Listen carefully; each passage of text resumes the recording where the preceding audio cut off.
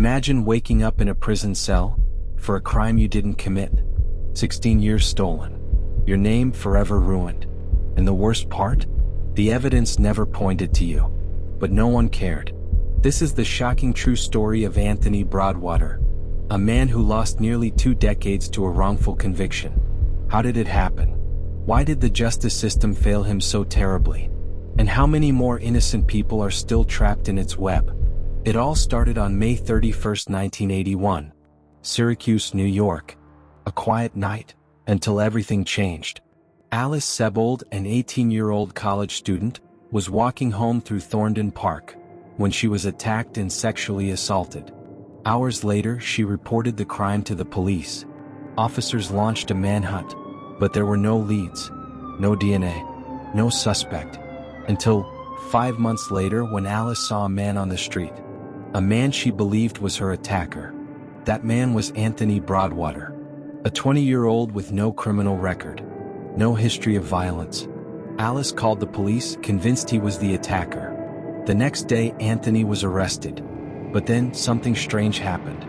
When Alice was shown a police lineup, she picked the wrong man. But instead of setting Anthony free, prosecutors convinced her she had simply made a mistake. In 1982, Anthony Broadwater went to trial, and it was a disaster. The prosecution's case relied on 2 key pieces of evidence: Alice Sebold's courtroom identification, and a so-called forensic expert who claimed a hair found at the scene matched Anthony's. But here's the truth: eyewitness identifications are unreliable. And the forensic hair analysis? Junk science that was later discredited.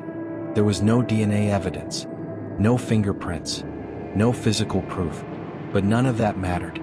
On June 24, 1982, Anthony Broadwater was found guilty, sentenced to 16 years in prison. Prison was hell. Anthony Broadwater spent 16 years surrounded by hardened criminals, labeled a rapist. He was beaten, harassed, treated like an outcast. But he refused to admit guilt, because he was innocent. At every parole hearing he was denied release. Why? Because he wouldn't confess. Even when he finally walked out in 1999, he was still a prisoner, a registered sex offender, a man no one wanted to hire. For 2 decades, Anthony lived in the shadows, forgotten, until one man started asking questions. Timothy Mucciant, a film producer working on Alice Sebold's memoir Lucky, began reviewing the case. And what he found was horrifying. The forensic evidence was flawed. The lineup was manipulated. The entire case was built on lies. On November 22, 2021, justice finally arrived. Anthony Broadwater stood in a courtroom as the judge overturned his conviction. For the first time in 40 years, he was officially declared innocent. As the verdict was read, Anthony collapsed in tears of relief. Anthony Broadwater lost everything: his youth, his future, his dignity. Alice Sebold later apologized. But could an apology ever undo 16 years of hell? This case is just one example. How many more innocent men are still behind bars today?